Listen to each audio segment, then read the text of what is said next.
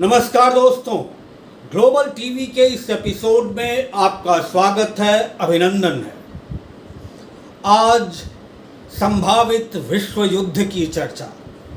संभावित शब्द मैं इसलिए इस्तेमाल कर रहा हूं क्योंकि लगभग विश्व युद्ध शुरू हो चुका है और अगर मैं ये कहने की इजाज़त चाहूं कि विश्व युद्ध अक्टूबर 7, 2023 को उसकी चिंगारी हमास ने भड़का दी। हमास एक ऐसी टेरर ऑर्गेनाइजेशन जिसका इतिहास बहुत पुराना है।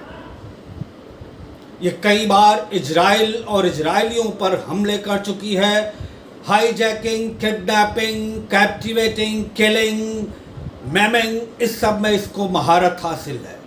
और जिस तरह इसने हाल में अक्टूबर 7 को अपने आतंकवादियों को इजराइल की टेरिटरी में भेजकर वहाँ से करीब 1000 के आसपास इजरायली सैनिकों, जिसमें महिलाएं और पुरुष दोनों शामिल थे, और सामान्य जन जिसमें आम जनता थी, उनके कई के परिवार थे, कई की कई पीढ़ियाँ थीं, उनको किडनैप करके गजा पट्टी में ले आए।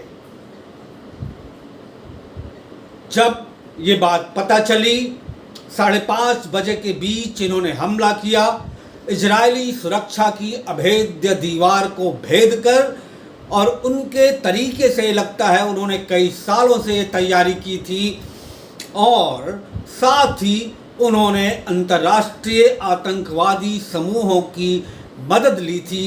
इसमें सिर्फ हमास के आतंकी नहीं थे जैसा इजरायली प्रधानमंत्री कहते हैं, इसमें आईसिस के भी हो सकते हैं, इसमें हिजबुल्लाह के भी हो सकते हैं, और इसमें ऐसे गुट के आतंकवादी भी हो सकते हैं जिन्होंने इस कार्रवाई को अंजाम दिया, जो जिन आतंकवादी गुटों के बारे में अब हम ये मानने लगे थे कि वो ख़त्म हो चुके हैं, लुप्त प्राय हो चुके हैं, जिसमें अलकायदा भी है, आईसिस भी है, और भी तमाम सारे आतंकवादी गुट जिनको मिडिल ईस्ट के कई इस्लामिक देश पालन करते हैं, उनका पोषण करते हैं, उनको खाद पानी देते हैं।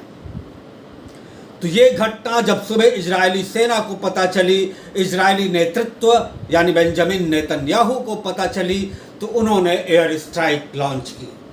ये अपने आप में एक अभूतपूर्व एयर स्ट्राइक थी, लेकिन फिर भी हमास के मारे गए लोगों की संख्या इजराइल के मारे गए लोगों की संख्या से काफ़ी कम थी।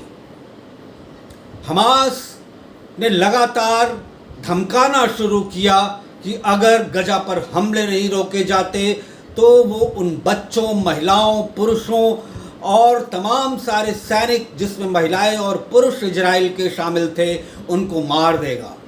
अंततः उसने वही किया, और अभी कल ही इजरायली प्रधानमंत्री बेंजामिन नेतन्याहू ने फोटोग्राफ दिखाए, जो अमूमन ऐसे फोटोग्राफ नहीं दिखाए जाते। उन फोटोग्राफ्स को अमेरिकी विदेश मंत्री सेक्रेटरी ब्लिंकन के साथ शेयर किया और वर्ल्ड मीडिया को दिखाया।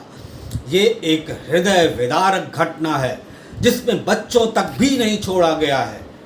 इसमें हमास के खिलाफ क्या किया जाए और वो किस तरह का संगठन है, इस पे प्रधानमंत्री श्री नरेंद्र मोदी ने अगले दिन ही कह दिया कि हमास के इस आतंकवादी कार्रवाई में भारतवर्ष इजराइल के साथ खड़ा है।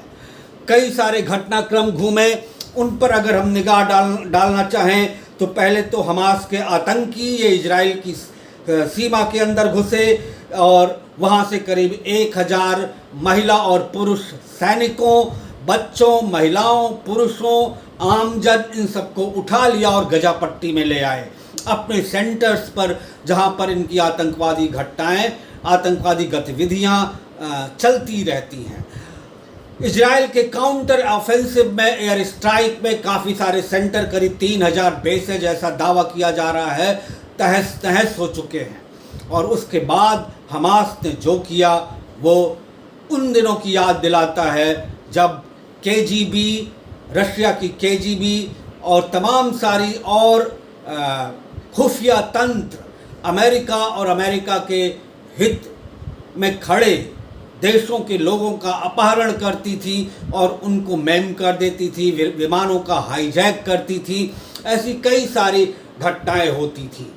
उन दिनों की याद ताज़ा दिला दी जब उनके शव बरामद हुए, बच्चों तक में के साथ बर्बरता की गई थी और इनके फोटोग्राफ्स को इजरायली प्रधानमंत्री ने वर्ल्ड मीडिया के साथ, सेक्रेटरी ब्लिंकन के साथ शेयर किया।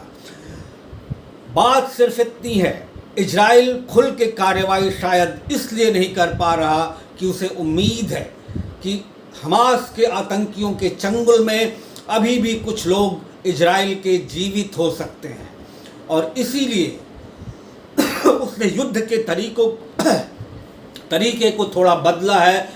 उसने गजा पट्टी के चारों तरफ घेराव किया है और 3 लाख से 4 लाख के करीब सेना को तैयार करके वहाँ की ration supply, electricity supply, water supply और तमाम यहाँ तक कि लाइफ सेविंग मेडिसिन, इन सब की सप्लाई बंद कर दी है। और ये कहा है हमास के लोगों से कि जो जीवित बचे हुए हमारे नागरिक हैं, बच्चे हैं, महिलाएं हैं, पुरुष हैं, सैनिक हैं, महिला सैनिक, पुरुष सैनिक, उनको साकुशल वापस भेजा जाए, उनके साथ बलात्कार और अत्याचार न किया जाए। ऐसे में खुलकर कार्रवाई करना बड़ा मुश्किल होता है और इसमें सब सिर्फ एक रास्ता होता है कि कोई खुफिया मिशन भेजा जाए जो वहाँ से लोगों को आज़ाद करा के वापस इजराइल लाया जाए और उसके बाद इजराइल खुलकर कार्रवाई करे। यही एक बाधा दिखाई देती है अंततः, अन्यथा अभी तक हमास घुटनों पर आ चुकी होती। लेकिन साथ ही एक बात और है, इस कार्रवाई में जो हवाई कार्रवाई इजराइल कर रहा है उसके लिए भी खतरे बढ़े हैं। अब कई सारे इस्लामिक देश जो समझौते की बात कर रहे थे, शांति की बात कर रहे थे, वो अब ये कहने लगे हैं कि अब हम इजराइल के खिलाफ लड़ेंगे। इसमें सीरिया है, लेबनान है, ईरान है, इजिप्ट है और भी कई सारे देश। ये उन दिनों की याद दिलाते हैं जब अरब इजराइल संघर्ष हुआ था और इजराइल अकेला पड़ा था, 8 इस्लामिक देश उसके खिलाफ लड़ रहे थे। ये करीब करीब उन्हीं दिनों की याद दिलाता है। अब देखने वाली बात ये होगी कि इसमें जब तमाम सारे वर्ल्ड लीडर्स ने, जिसमें प्रधानमंत्री श्री नरेंद्र मोदी हैं, उन्होंने हमास को आतंकवादी संगठन घोषित कर दिया है, तो इजराइल की किस तरह से मदद करते हैं। अमेरिका ने तो मदद भेजनी सैन्य शुरू कर दी है।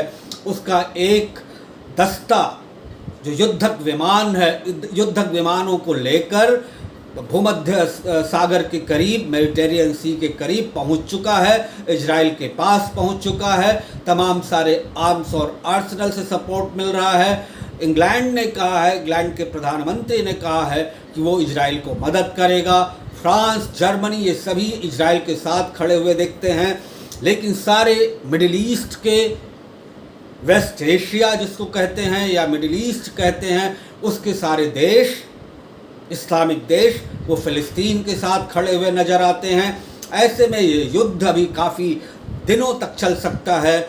और अगर हम दूसरे मुहाने पर देखें जहाँ पर रशिया और यूक्रेन की लड़ाई चल रही है, ये लगभग ऐसे लग रहा है कि विश्व युद्ध की शुरुआत हो सकती है। चिंगारी का काम हमास ने कर दिया है। आज के इस एपिसोड में इतना ही, फिर मिलें और इसी, अगर ये प्रक्रिया, ये युद्ध की प्रक्रिया जारी रही तो इसी मुद्दे पर या किसी और मुद्दे पर चर्चा करें। तब तक दीजिए विदा। धन्यवाद, नमस्कार।